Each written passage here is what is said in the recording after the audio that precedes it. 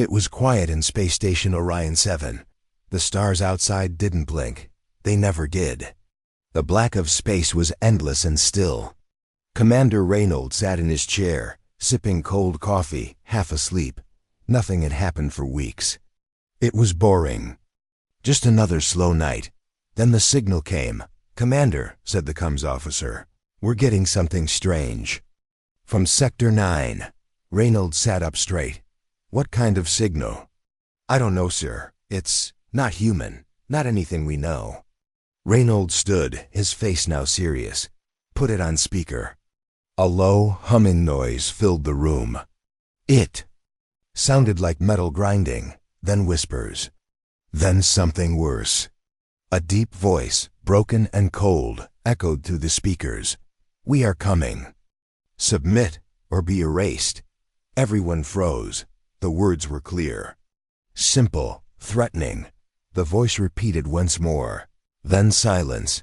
Reynolds pressed the emergency alert dot the next day.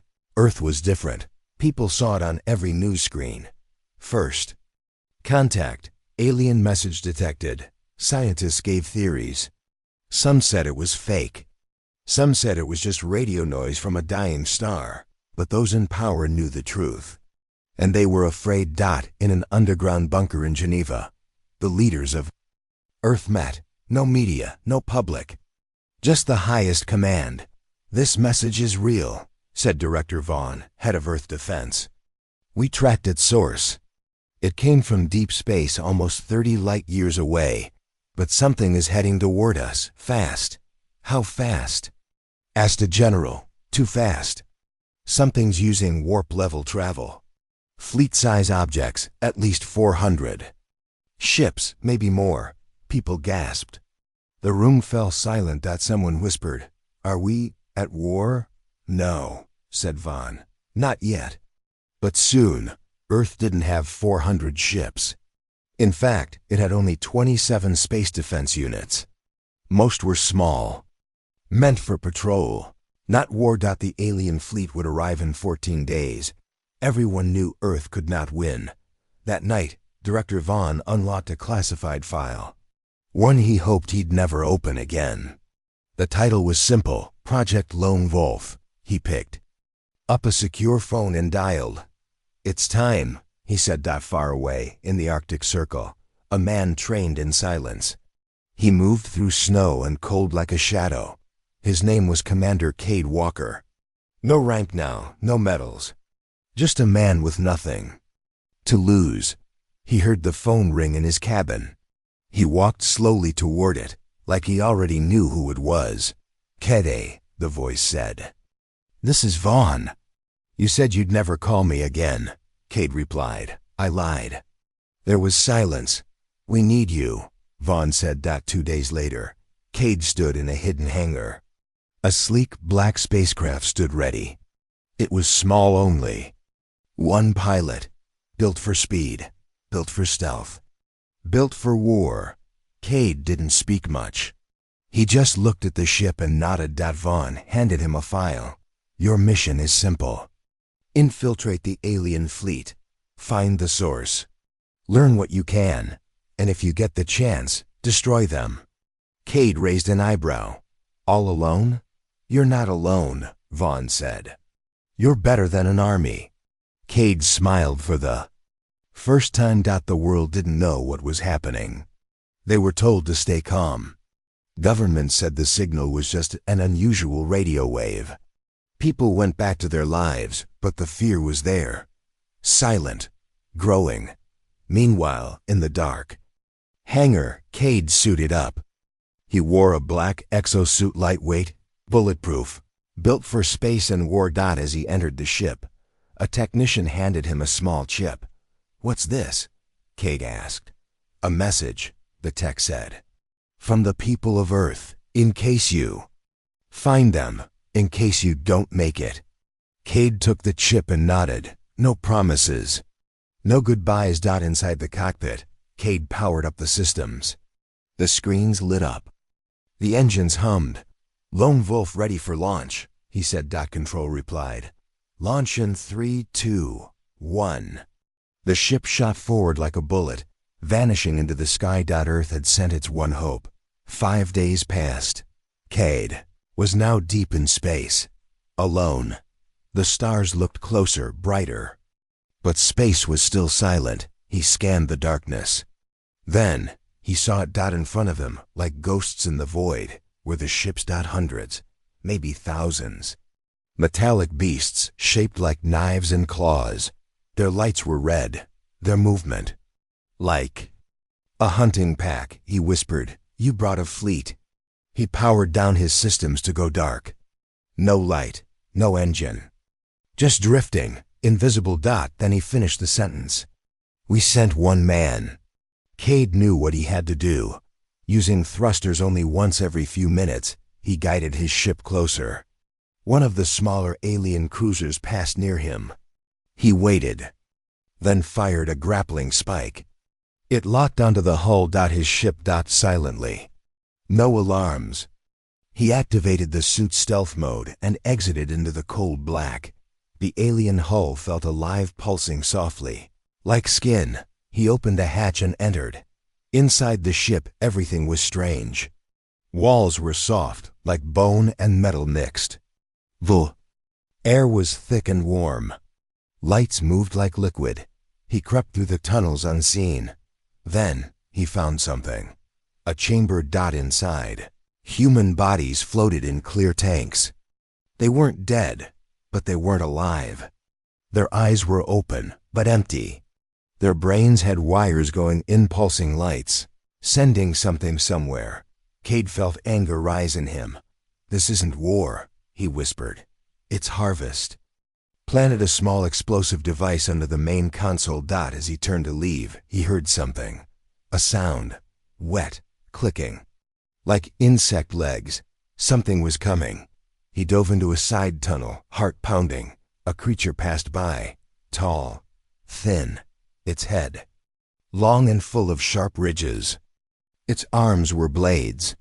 It didn't walk, it slid, silently. Cade held his breath. When it was gone, he moved again.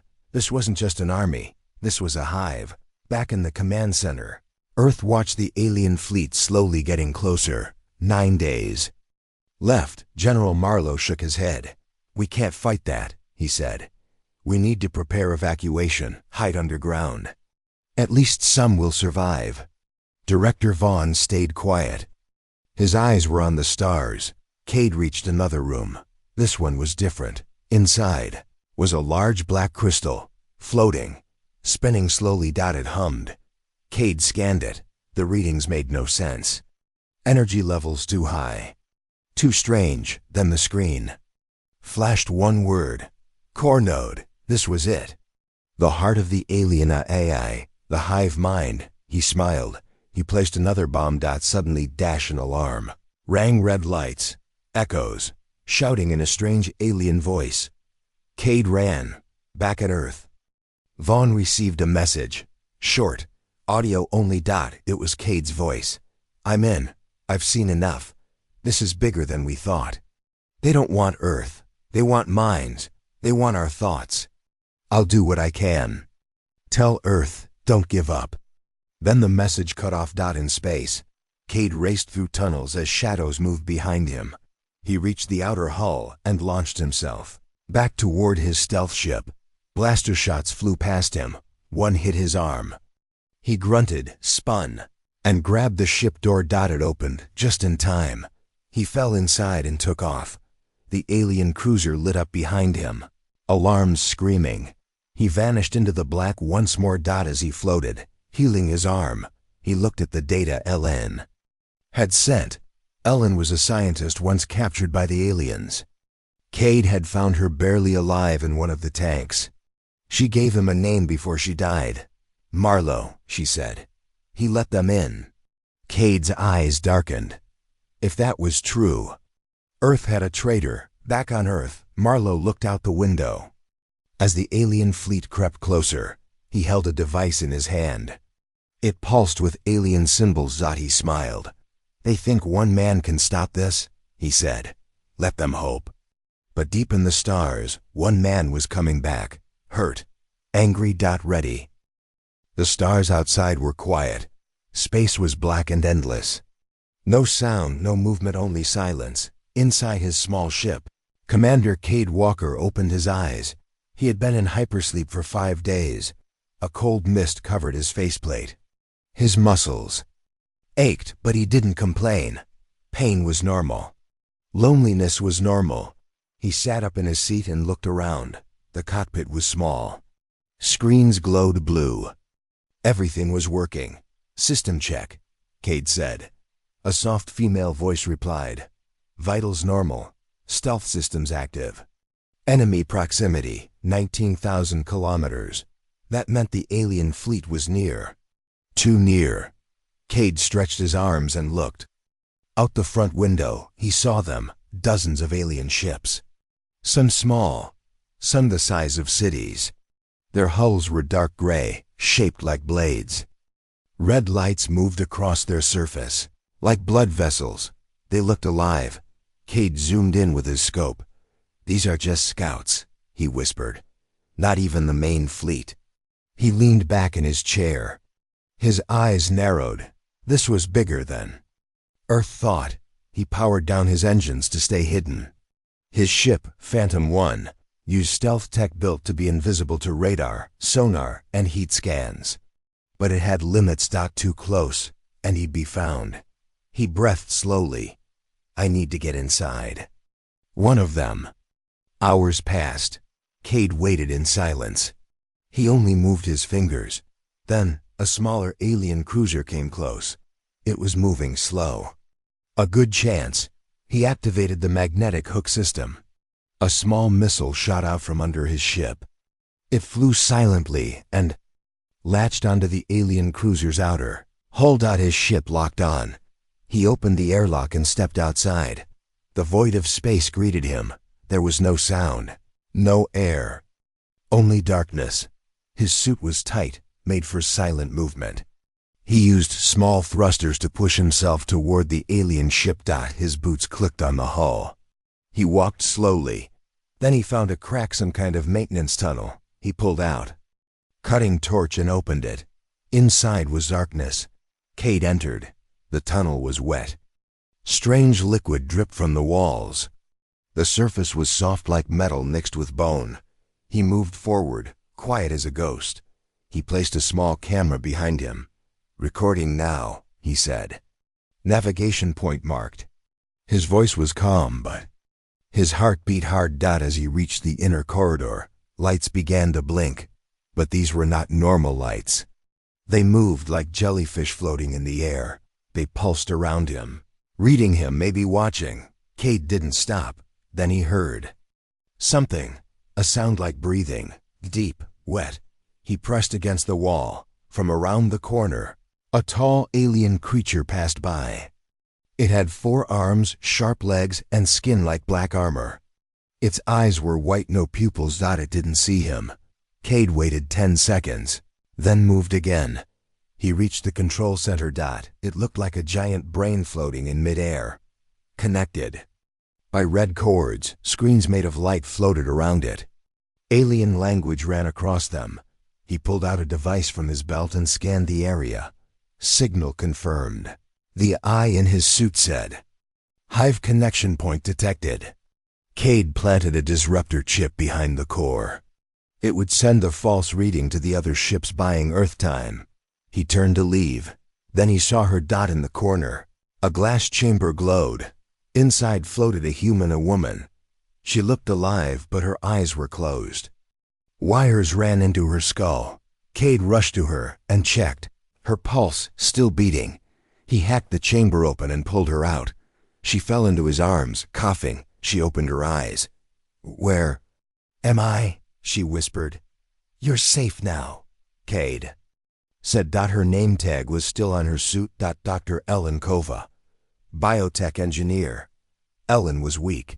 Cade carried her through the tunnels. He gave her a booster shot to wake her body. "You were in stasis," he said.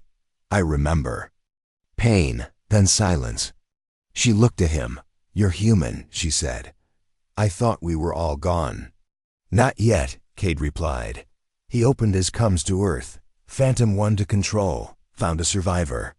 Extracting now. Static replied. Then a voice. Signal weak. We read you. Proceed. As they reached the outer hull, alarms rang. The alien ship was waking. Red lights flashed. Cade pulled Ellen close. We're getting out. He opened his escape hatch and fired a grappling rope. It pulled them back to Phantom -1. Inside the cockpit. Ellen fell into the seat, gasping. Cade started the engine. Blaster beams flew past the ship as it escaped. He turned on full stealth. They vanished again. Hours later. Ellen sat in silence. I worked on a space lab near Jupiter, she said. Aliens came without warning, took everything. Cade nodded. They're not just soldiers, she continued. They're harvesters. They collect minds' consciousness. They think they can become perfect by stealing thought. Cade looked at her. And Earth? They don't just want to conquer it. They want to drain it, thought by thought, mind by mind. She pulled a chip from her suit. I stole this before they put me under. It's their plan, their data. The location of their queen ship. Cade took it. His jaw tightened. Later, while Ellen rested, Cade played a file from the chip. He saw images of Earth, marked with target zones. He saw fleet positions, hundreds more ships coming, and something else. A transmission from Earth, encrypted. From General Marlowe. Cade played it. Marlowe's voice said, Earth is yours. Do what you must. Just keep me alive. Cade sat still. A traitor. Marlowe had sold. Earth out. He stared out the window into the stars. He remembered a photo in his pocket, his wife and daughter. Killed in the first contact war years ago. He had buried them on Mars, promised revenge. Now, he had it. He looked at Ellen, sleeping. Then at the alien fleet. Still hunting. He activated the bomb on the ship he left earlier. From a distance, he watched the alien cruiser explode in silence. One down. Many to go. He opened a new log. Earth must. No, Marlowe is a traitor. The aliens are not just invaders, they're mind thieves. I've seen what they do. We have less time than we thought. I'll go deeper. Find their queen. If I don't make it, tell my daughter. I kept my promise. As he flew deeper into space, passing more alien ships, his voice whispered one line.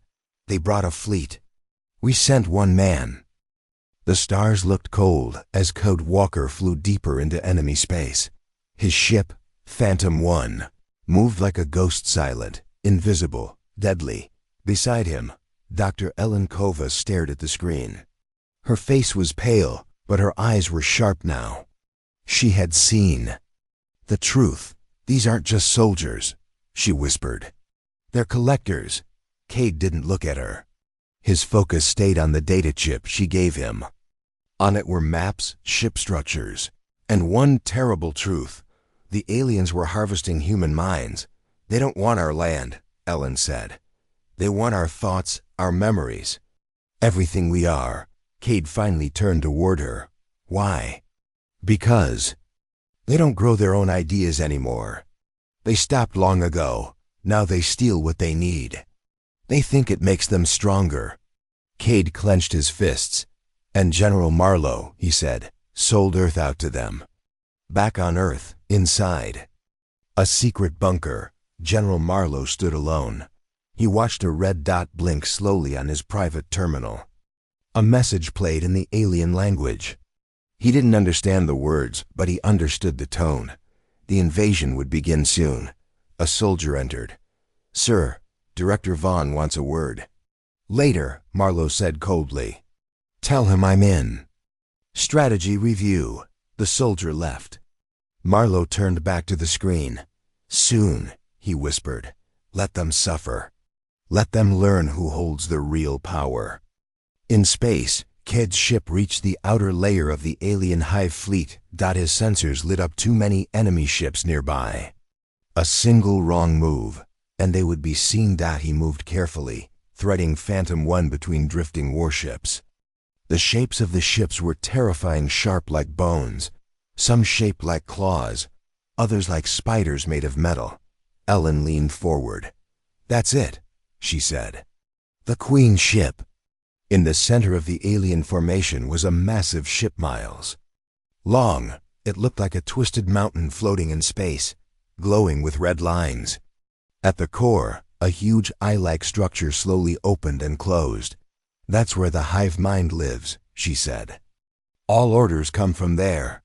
Cade stared at it. "Then that's where we go." They couldn't enter directly. "Too dangerous." Cade scanned the area. "There's a maintenance ship on the edge," he said. "Small, unarmed. We dock there. Use it as cover." They locked onto the service ship and boarded it quietly. Inside, the walls were strange half metal, half flesh. Lights pulsed along the ceiling like veins.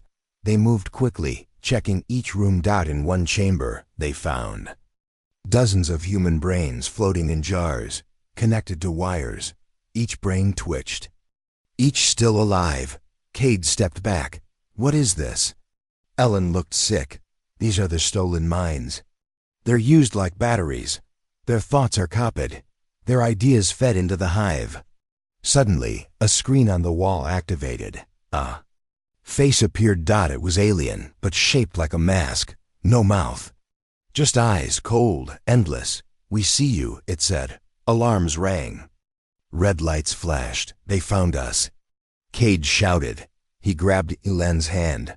"Move." They ran back toward the exit, but the walls shifted. The ship was alive, trying to trap them. Metal grew like claws, blocking paths. "We need another way," Ellen yelled. Cade pulled out a laser cutter and blasted a hole through the floor. They fell into a dark tunnel below. The tunnel led to a narrow escape port. Cade activated a remote drone and sent it flying. "Create noise, pull their attention," he ordered. The drone zoomed away and exploded near a fuel line. Smoke and sparks flew. In the confusion, Cade and Ellen made it back to Phantom -1. As they launched, blaster fire chased them. The sky turned red with plasma. They hit full stealth and dove into an asteroid field nearby. Inside the cockpit, Cade breathed hard.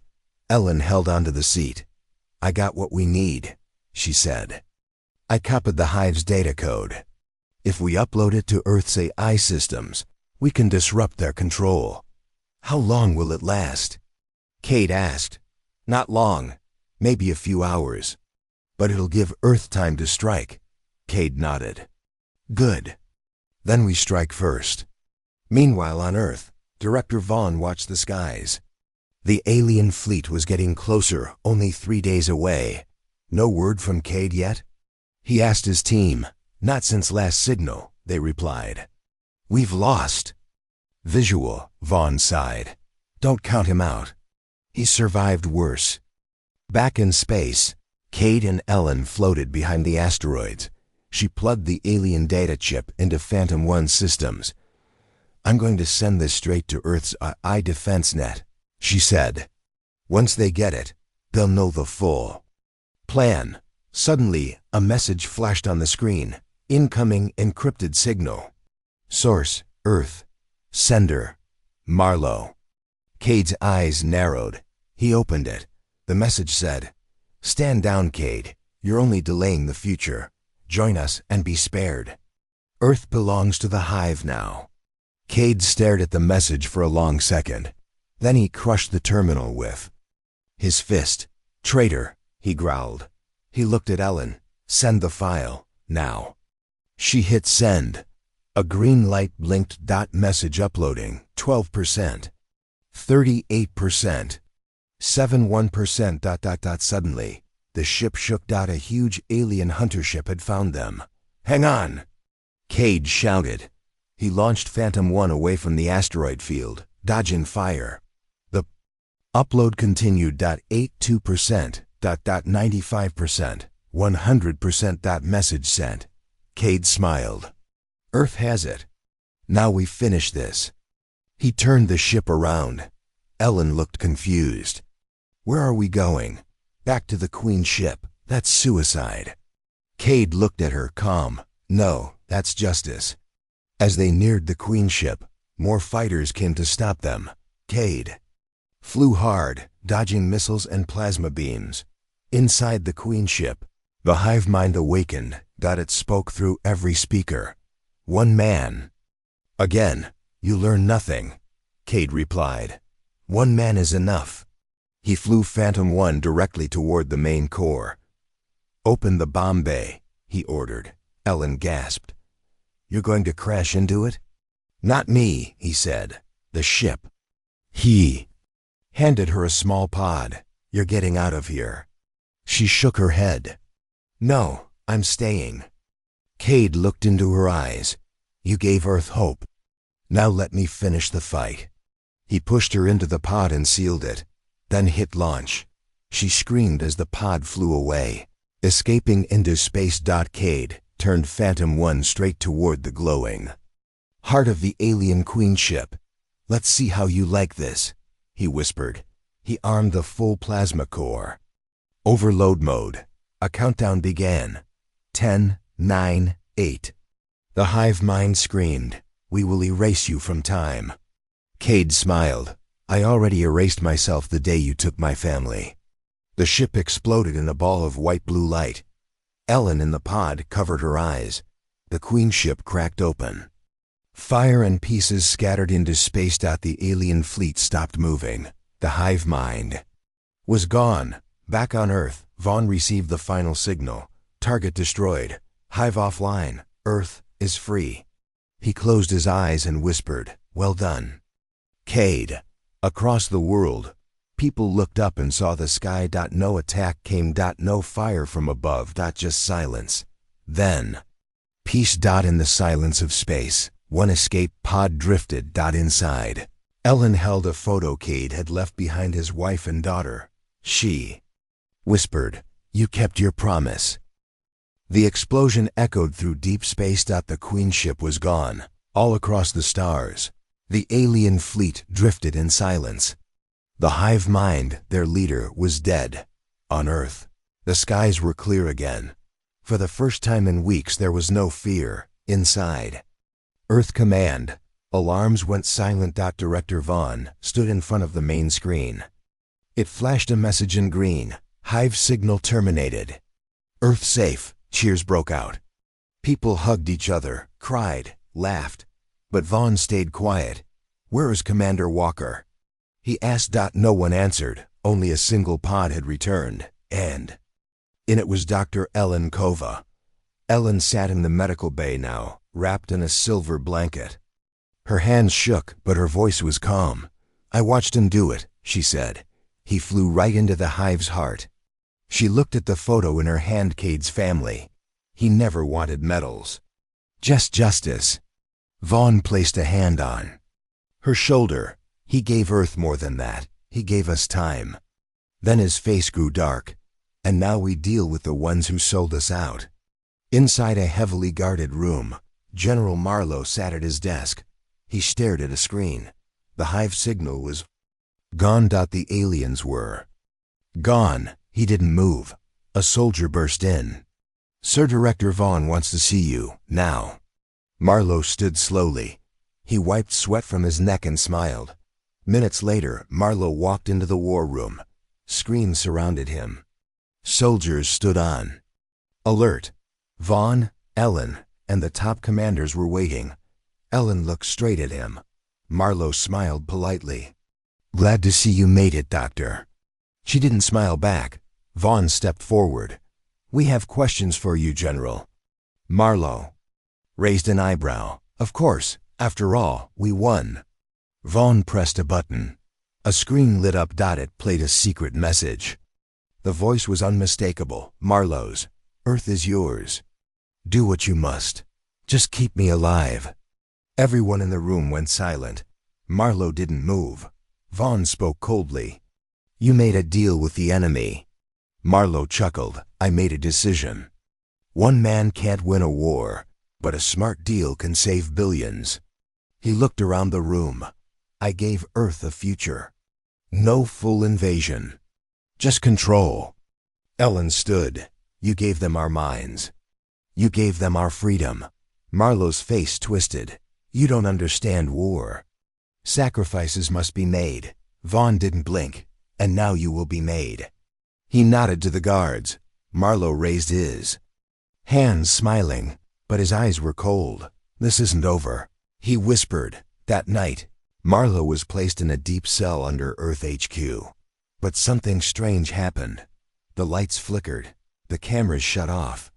For 7 seconds, when they came back on, Marlowe was gone. Only one word was left on the wall, written in glowing red. Harvest continues.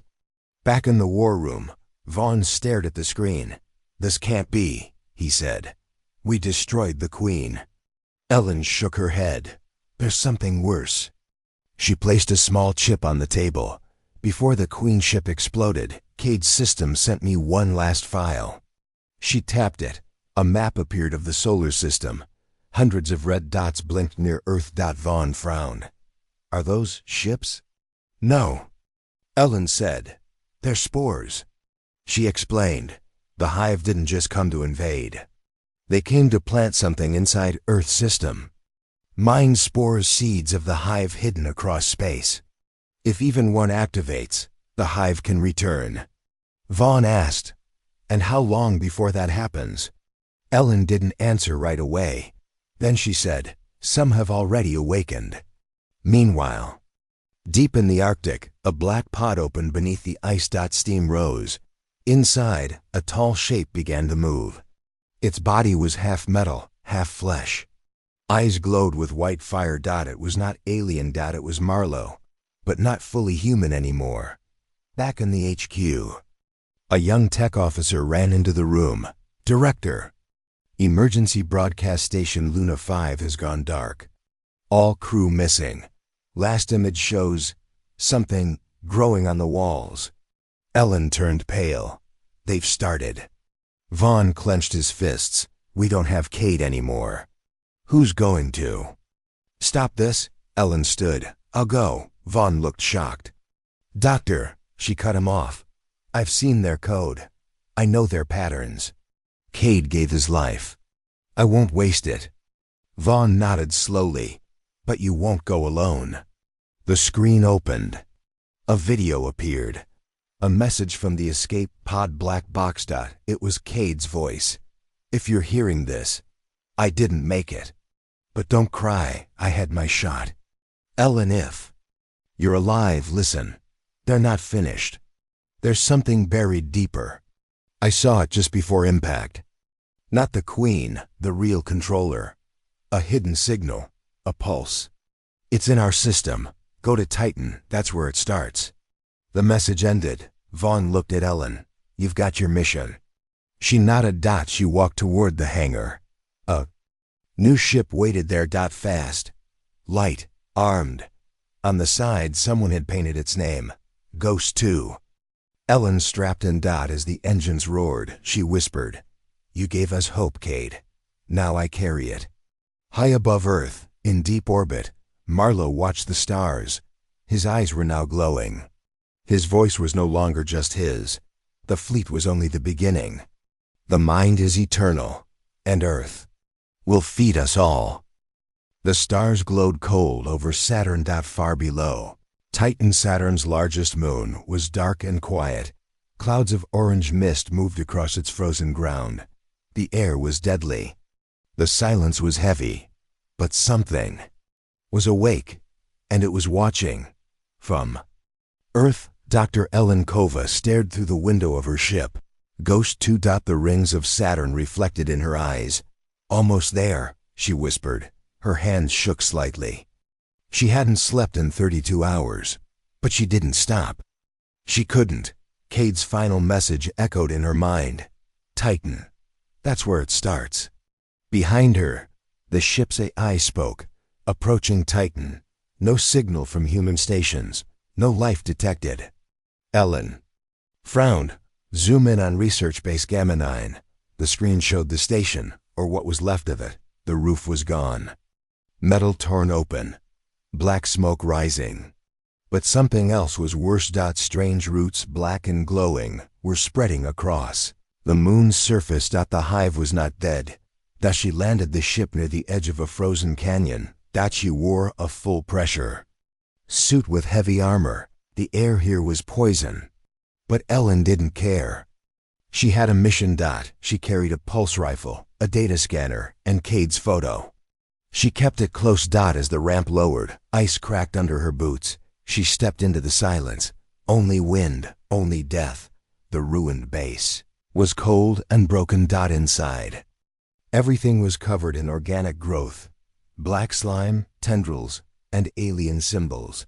She walked through slowly, scanning everything. No bodies, no blood. Just emptiness. She reached the command center.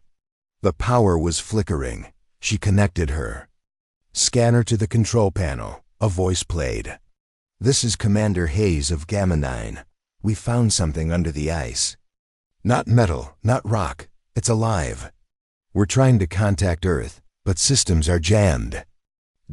Wait, something's inside the base." The audio cut off. Ellen took a deep breath. "It's not just spores. They've been here for years." She followed the roots deeper into the ice tunnels below. As she walked, she heard a sound, a whisper, but not with her ears, with her mind. "ELEN. She turned. No one there." She raised her weapon. "Who's there?" Silence, but the voice came again. "You've seen the hive. Now see the source." The wall next to her cracked open, revealing a hidden path. She walked in. Tunnel glowed red. Strange lights moved like veins under the ice. At the end, there was a chamber. In the middle, a crystal coffin. Inside it was a human body, frozen, unmoving, but breathing. And the face, Ellen gasped. No, it was Cade Walker. But how? She had watched him die. He flew into the Queen's ship. She saw it explode. She stepped closer. The glass was thin. Suddenly, a shadow moved on the wall. She turned fast. Behind her stood a man-shaped figure, tall, wrapped in black. But it wasn't fully human. It was Marlowe. His skin glowed with alien energy. His eyes were bright white. "Welcome to the seed," he said calmly. Elen raised her weapon. "What did you do to him?" Marlowe smiled. "I didn't do anything. He did this to himself." Marlowe walked slowly. "This is what you don't understand. The hive isn't just a species. It's a network, a system. When Cade flew into that ship, he broke its mind, but not its body. The hive lives on inside thoughts, inside memories." He pointed to Cade's body. "The hive didn't kill him. It kept him. Why destroy a mind so strong?" Ellen whispered, "You're lying." But Cade's eyes opened, just a little. He looked at her. Then whispered, "Don't trust me." Ellen backed up. Marlowe stepped closer. "Cade is the first human to merge with the core hive. His strength, his memories, they feed the next queen. You see, Ellen, the hive doesn't need to invade Earth anymore. We're already inside." He raised his hand. Behind him, alien forms rose from the shadows, twisted humans, half machine, glowing with white veins. "We are Earth now." Ellen fired her weapon. The blast hit one creature, but it kept walking. She threw a flash charge and ran. The tunnel shook.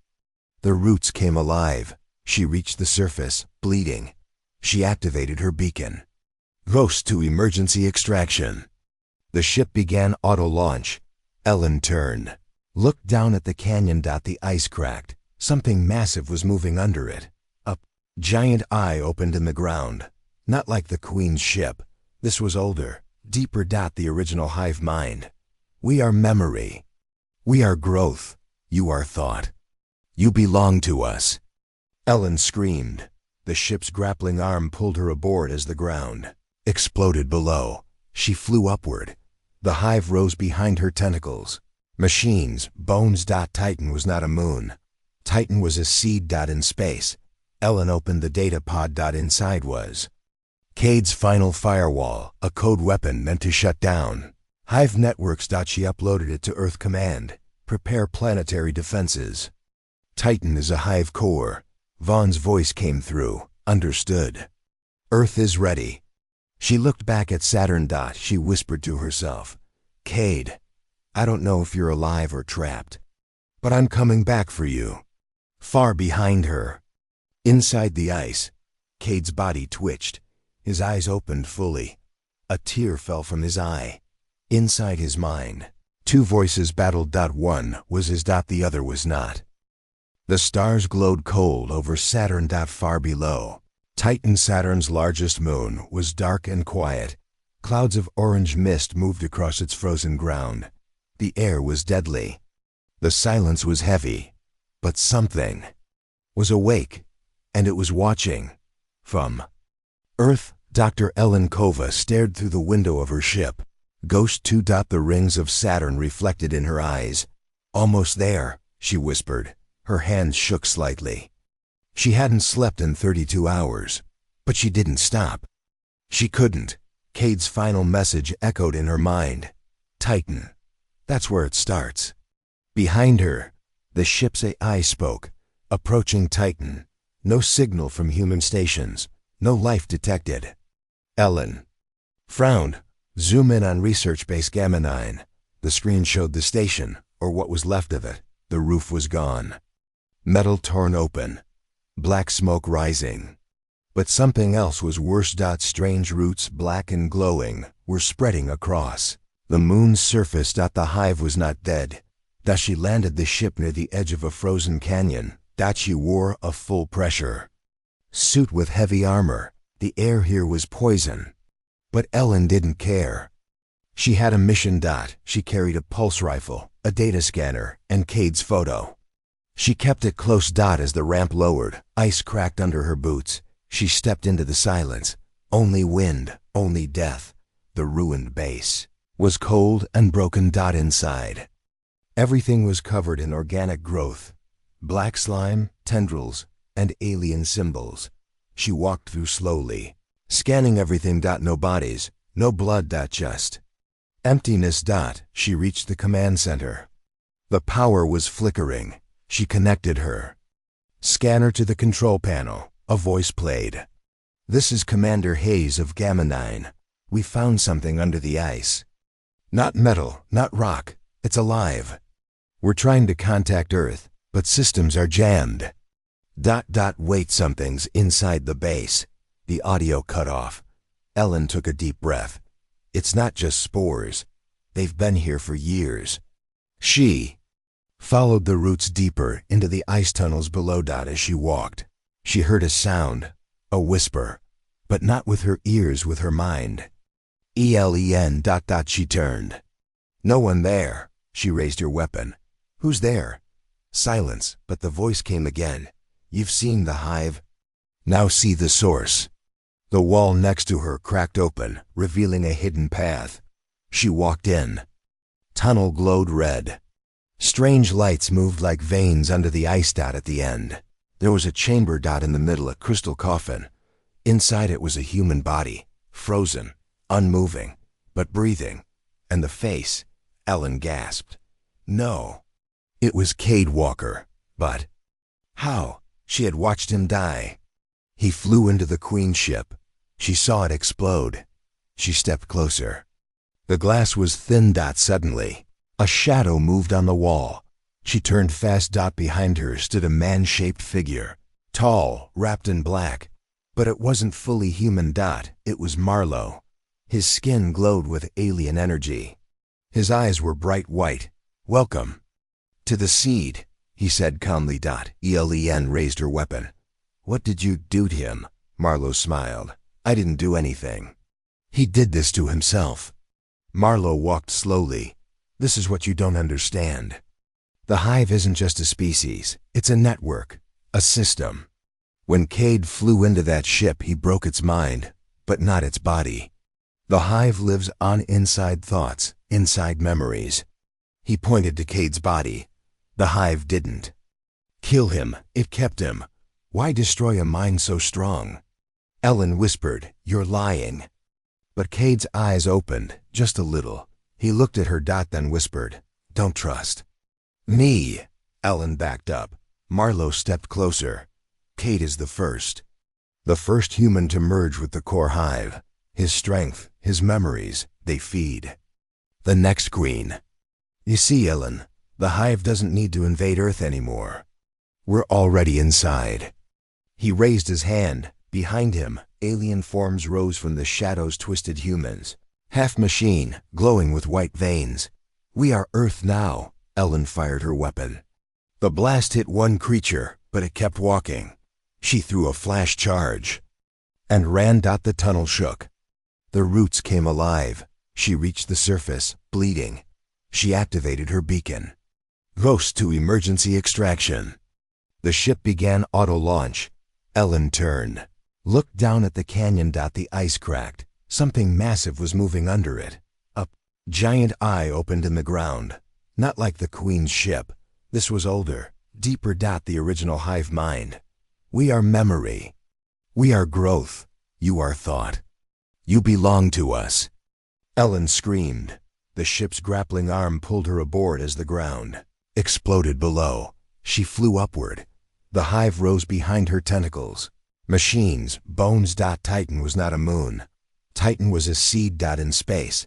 Ellen opened the data pod. Inside was Cade's final firewall, a code weapon meant to shut down hive networks. She uploaded it to Earth Command. Prepare planetary defenses. Titan is a hive core. Vaughn's voice came through. Understood. Earth is ready. She looked back at Saturn. She whispered to herself, Cade, I don't know if you're alive or trapped, but I'm coming back for you. Far behind her, inside the ice, Cade's body twitched. His eyes opened fully. A tear fell from his eye.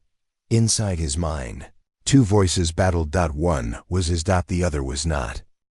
Earth looked peaceful from orbit. Blue oceans. Green continents. White clouds drifting gently. But peace was an illusion, because beneath that beauty, something had survived.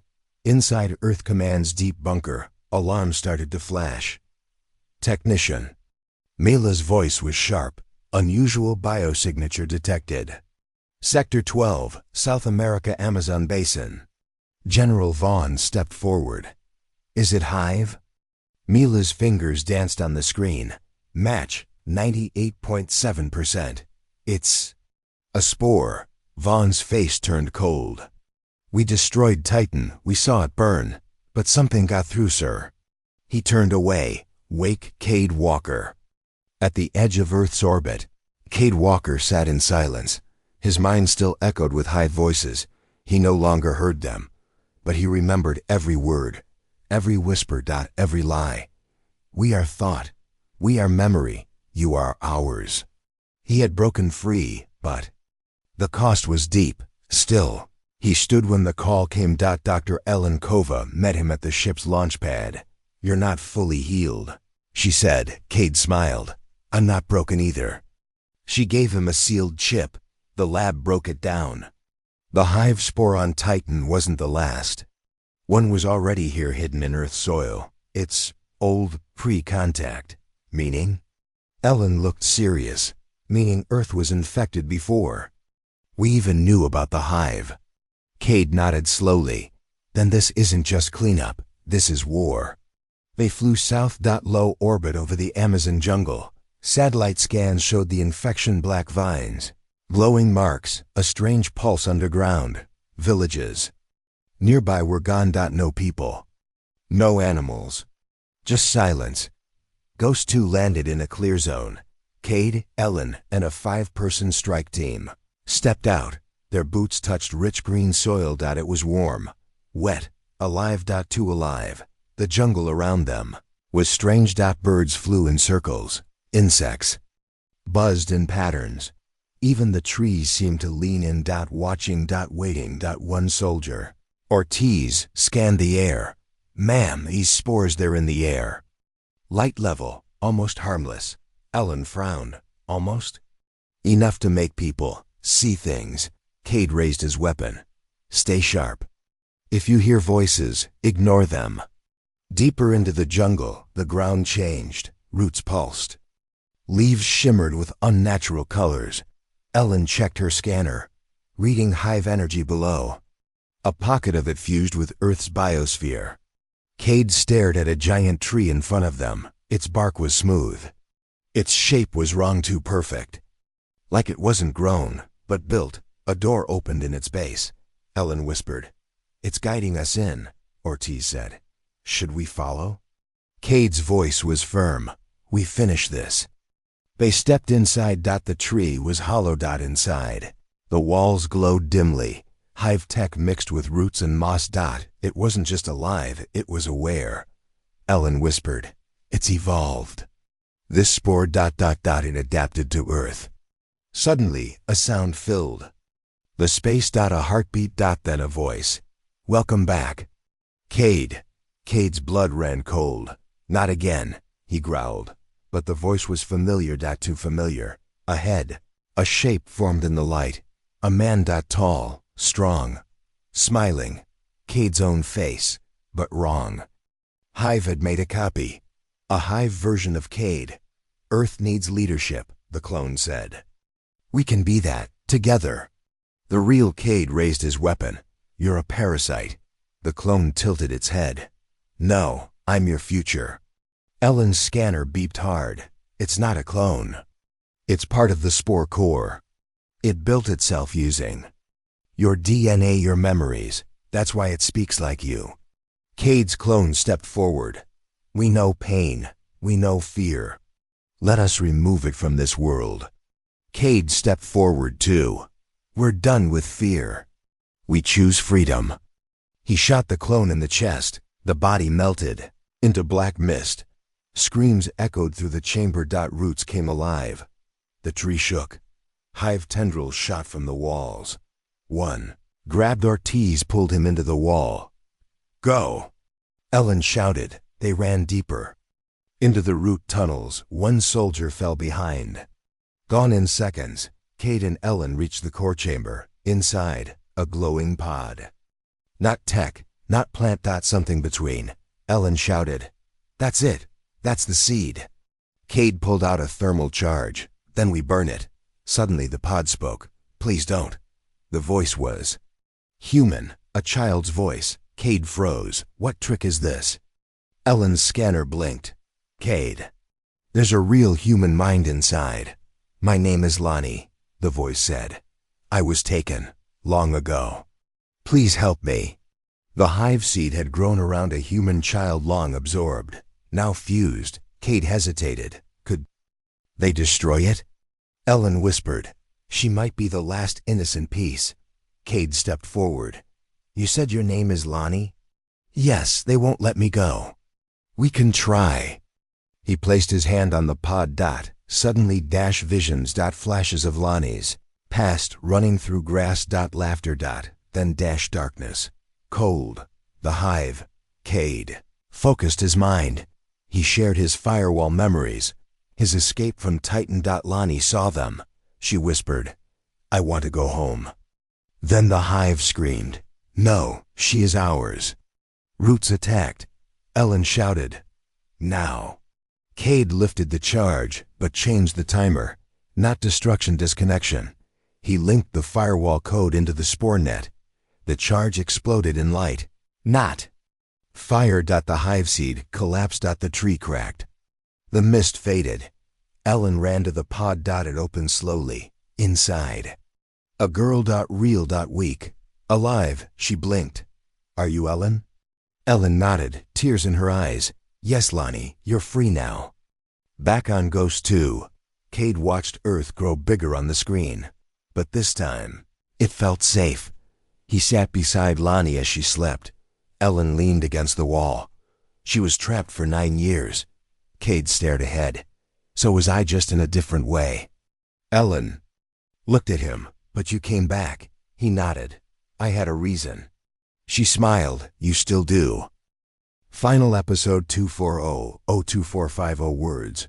Written in third person, in simple English, with emotion, suspense, action, and a powerful ending. This part wraps up the story and leaves a door open for the next season or series. Previously on HFY Sci-Fi. Cade Walker returned from Titan after surviving the Hive's mental prison.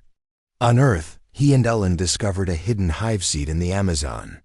They rescued Lonnie, a girl absorbed long ago by the hive, but something still remained. Unseen. Waiting, the flame rises Earth celebrated. The last hive seed was destroyed. Lonnie was safe. Cade and Ellen were home. The world believed the war was over. But Cade knew better. Something didn't feel right. He sat alone on a rooftop in New Berlin. The stars above were bright, but he wasn't looking at them. He was listening. Inside, deep in his mind. He felt it. A whisper. One word. The next morning, Ellen entered the lab. Cade stood at the holomap. I had the dream again, he said. Ellen stiffened. The hive? He nodded, but it was different. It wasn't speaking like before. It was watching. Watching. What? He looked at her. Us. Meanwhile, Earth Command picked up strange signals. From deep space. Far beyond Saturn. A hive remnant? A flare? No. It was a ship. But not hive. Not Earth. Something new. General Vaughn called Cade to command. What are we looking at? Cade asked. Vaughn pointed at the holo. It's not hive, but it's following their signal. Like it's chasing them. Cade narrowed his eyes. Something's hunting the hive? Ellen stepped in, or following the infection trail, looking for survivors. Cade clenched his fists. Then they'll find Earth. The signal got closer. Fast. It would reach the moon in 3 days. Ghost 2 was launched one last time, on board. Cade, Ellen, and Lonnie. Yes. Lonnie. She refused to stay behind. I was part of them once, she said. I still feel pieces of it. If this new ship is hive-related, I'll know. Cade tried to say no, but she looked him in the eye and said, You gave me a second chance. Let me use it. They reached lunar orbit. The ship arrived. Huge. Silent. Beautiful. But wrong. It was black and gold, shifting, like it was alive. Ellen scanned it. It's not hive, but it's not clean either. Cade stared, then said, Let's board it. Inside the alien ship, gravity felt strange. Light bent oddly. Time felt slow. Lonnie whispered, It's thinking. The ship had a mind, but different from the hive. This wasn't a parasite. This was a judge. A voice echoed. We saw your fire. You burned what could not be burned. Cade said nothing. The voice continued. We are the Watchers. We observe evolution. The hive was one path. You ended it. Ellen stepped forward. We didn't mean to interfere. We were protecting our world. And you succeeded. Then silence. Cade asked, So why are you here? The voice responded, To see the cost. Suddenly, walls shifted. Images appeared. Millions of human memories. Wars, love, loss, hope. Cade saw himself as a child. Ellen saw her parents. Lonnie saw nothing. They took my memories, she said. Cade put a hand on her shoulder. Then we make new ones. The voice said, You chose pain over peace, memory over mind. That is rare. Then the ship changed. A long, narrow hallway opened. At the end, a mirror. They approached it. Inside the mirror they saw themselves, but not as they were. As they could be.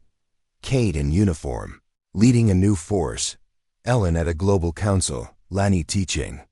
Children under stars. Then the mirror cracked. The voice said, What you saved, you must now protect, not from hive, but from yourselves.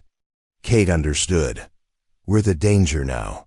Yes, you carry the fire. What will you do with it? Suddenly, the ship lit up. A pulse shot out across the solar system. Ellen shouted. It's sending something, Cade yelled. A message? Lonnie whispered. No, a warning. Back on Earth, stations picked up the pulse. It spread across satellites, stations. Servers. Not a virus. Not hive, but knowledge. Coordinates. Symbols. Ideas. Gift or a test. Humanity had entered something new. Not war. Not peace. Something in between. Back on Earth weeks later, Cade sat at a new training ground. Young soldiers trained in the distance. Ellen walked up. The council wants you to lead. Cade nodded slowly. I'm not a leader. She smiled. You are now. He looked at her. What about you? She grinned. Same. Offer, Global Science Corps. He laughed. We did all this to end war. And now we're building armies again. Ellen looked serious. Not for war, for defense. Cade stared at the sky. Then we teach them right. Lonnie stood with a class of children. She was older now. Stronger. She showed them how to plant seeds. Not. Weapons. Hope. One of the students asked. Miss Lonnie, what happened to the hive?